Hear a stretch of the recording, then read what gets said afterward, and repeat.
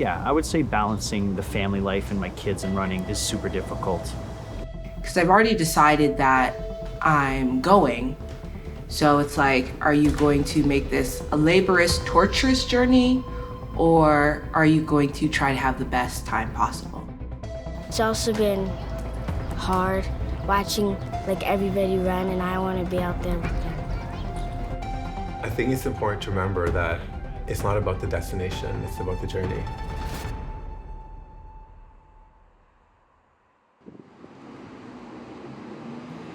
When you're young, you know you're different, but you don't know why.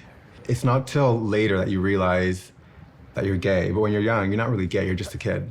And you know that people look at you differently, and you feel very alone. So I grew up in a very religious household. We went to church about 5 times a week. It was a church that was very anti-homosexuality. It was scary. It was scary, and all you wanted was to belong, but you didn't. It's weird because when I see these pictures, I do see a happy kid, but it doesn't really match the memory. It just goes to show how much you're trying to step out of yourself and put on this image that you are happy when really you're not. So I had a pretty successful high school running career. When I came to university, it was like running. Everything was revolved around running, which was fantastic. That was really, really good. But then I started to meet other people, and I kind of got drawn to this world where I've always wanted to be a part of. So in year 3, I decided to quit the track team, cross-country team, and I just went on this exploration of what this gay world was, but in the very specific context of partying. There came a point where the partying didn't really work anymore.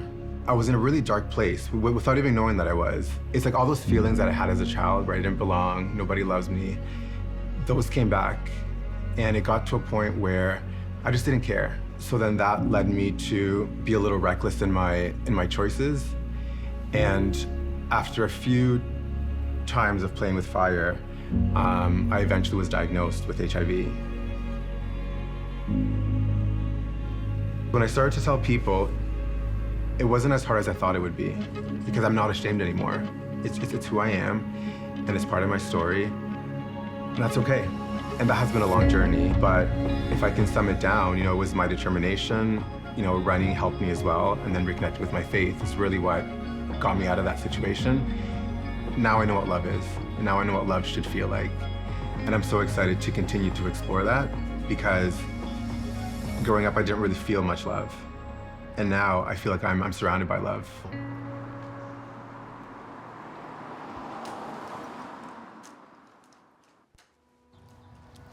So far, my journey has been a little challenging. And it's been challenging because, well, I fractured my leg.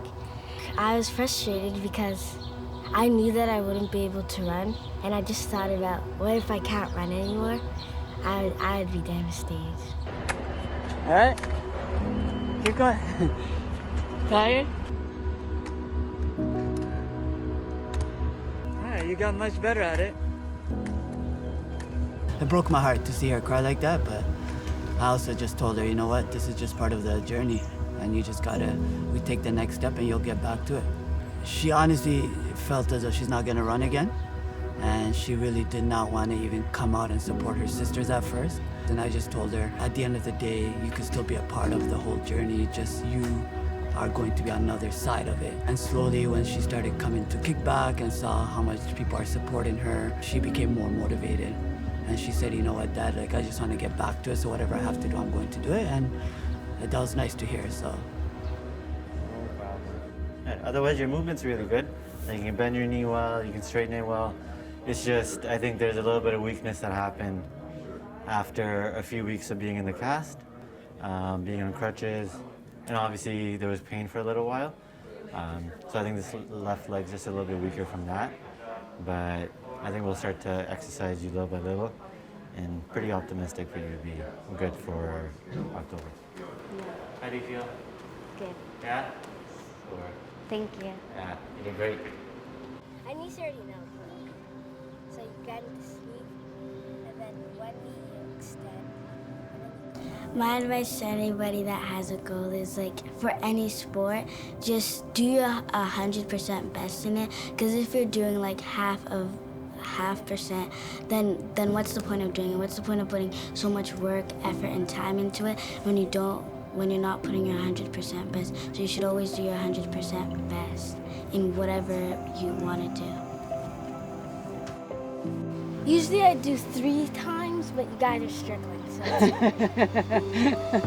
I feel stronger. I feel like I'll never give up. And even since I had a little fall, that doesn't mean I won't stop. And I'm going to do great at the marathon.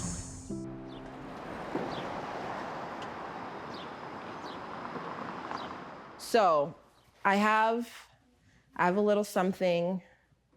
You guys may or may not know this, but when we first initially started out, a half marathon was the goal. Well, since we've begun, I've caught the spirit. The running spirit. The running spirit. I will be completing the full marathon.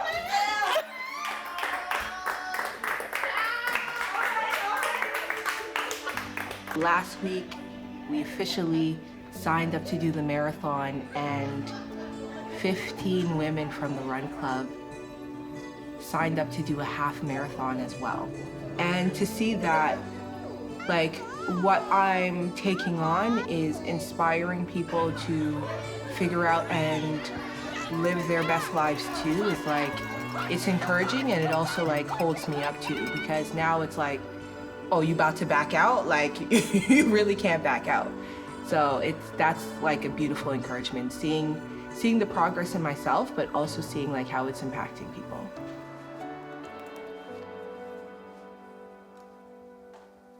When I'm like on long runs, I think like, oh my gosh, like, how is it going to be possible for me to do longer than what I'm doing? Like, right now is so challenging.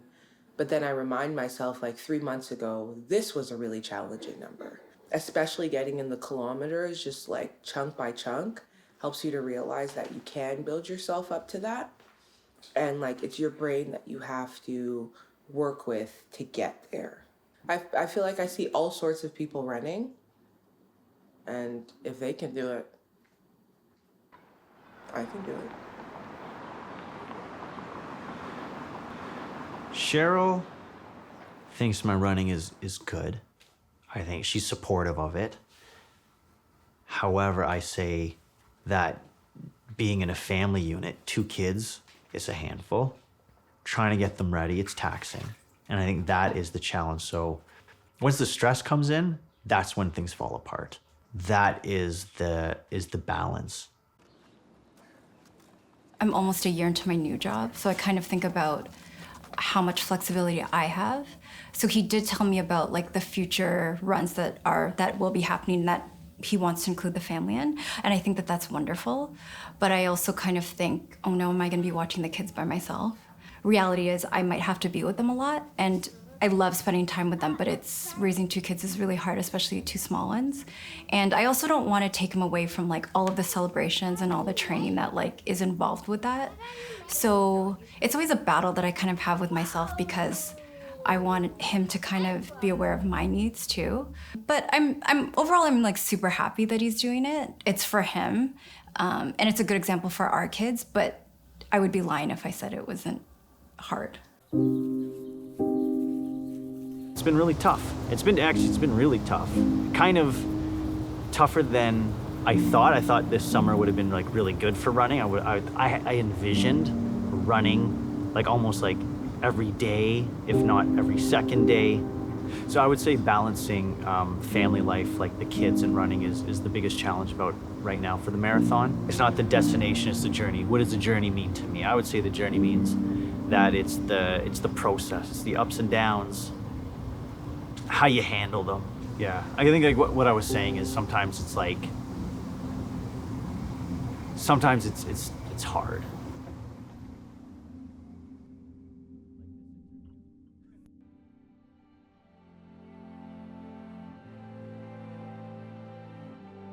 Now people will start training soon for TCS Toronto Waterfront Marathon.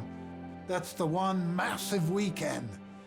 People from 75 countries, 25,000 runners, crews from everywhere. But we've got like 4 months of training for that. We're all there for the same reason, but our roads are all different. Well, I think anybody that's trying to reach that marathon has to sacrifice in some form. That destination piece is so short, but the journey is so long. We have to choose courage, we have to choose discipline over fear and doubt. And that sacrifice is going to lead us to that big moment. And when we finish that cross line, that's what we're going to remember, all the sacrifices and all the commitment that we put into it. And I think that's what's special, is how you got to the destination. I think that's the story. The destination's a celebration. We're such a diverse community, but we're all kind of together in unison, which is cool. We get to decide that this is going to be exciting, and ultimately we'll get the beautiful outcome of completion. 1, nothing good ever comes easy. And number 2, you can't do it on your own. So let's all come together and have an amazing celebration over the next 4 months. And on the weekend of October 14th to 16th, we'll be there together.